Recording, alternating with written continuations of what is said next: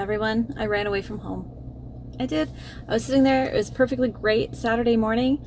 And I was like, you know what? I want to go walk on some trails. So I got in my car, and that's what I've been doing. And it started to rain. So excuse my hair. It's a little wet now. Thankfully I had the hoodie, but it didn't do a ton. Anyway, this is something I couldn't have done when the kids were younger. And that was okay. I mean, back then, sometimes I loaded them up and we all went out for a nature walk, because even getting them out of our house and where they could, run up ahead a little bit and not, just go let some energy out and not worry and not be confined in the house was a good thing. And now I do it for me. It settles my mind. It settles my soul. Sometimes I walk around and pray. Sometimes I walk around and think. Sometimes I just walk around and just feel and take those moments of, connecting with nature and letting the rest of the world kind of fade away. Today I walked down by a lake. We'll put the footage up here so you guys can enjoy it too. I'll be quiet for a minute so you can listen to the waves.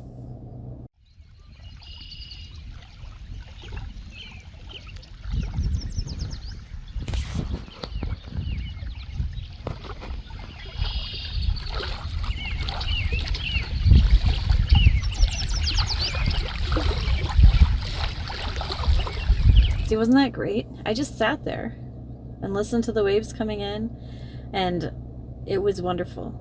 This might not be something that you can do regularly. I'm very blessed where I live. I live in the country, and I live about 30 to 40 minutes in any direction. I can go find a park with walking trails and some water. I love the water. That song from Moana about the water, I don't think I've ever had a Disney song that I felt in my soul as much as that one. But I digress. These are my happy places. And it's different for everyone. I get that. But find yours. No matter what season of life you're in, no matter how busy it is, if it's just 5 minutes that you can steal away, take those 5 minutes. There were times I would hang out for 5 minutes in the basement, because it was quieter and it was a little darker, so you could calm a bit, or out in the garage. Just step away. The world is not going to crumble in 5 minutes. It's just not. And if your phone's going to go off, leave your phone inside. You don't have to have it with you all the time. If something really, really horrible happened and you didn't have your phone, someone would find you. I guarantee. I mean, there were emergencies back in the days before cell phones. And I know cell phones can help notify people and get people there sooner, but at some point you have to make a healthy boundary for yourself in your mind of where do you need to be on the priority list of getting notified. Yes, if your kids are younger, yes, I believe then I had my phone with me all the time. But as they got older, you don't need it with you 24/7. And if you set your phone down and you walk away intentionally out in the garage and you lock the door, and if that gives you anxiety, then there's some other things that you need to work on, because you've now become codependent on this device.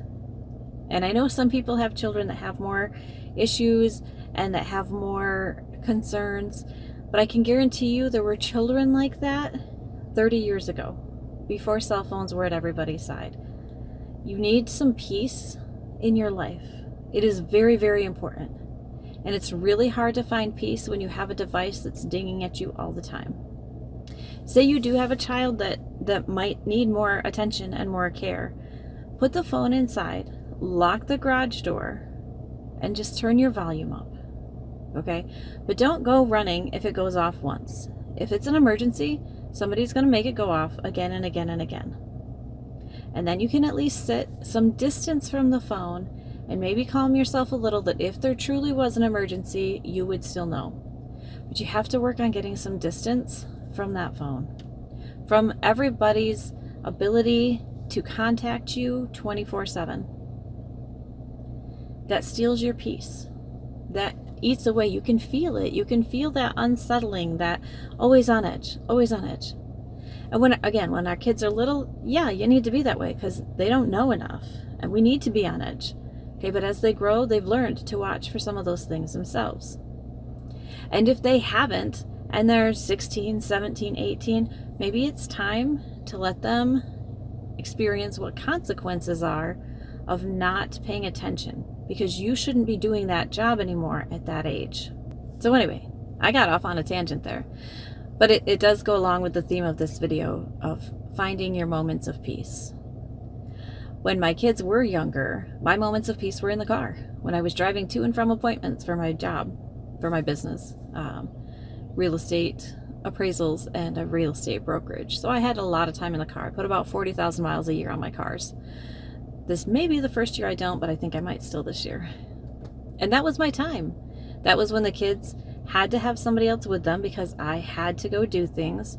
And so sometimes I would crank the radio and sing, and sometimes I would have nothing and just quiet, and all thoughts, emotions, everything that needed to come out. That was my sanity time, was in the car.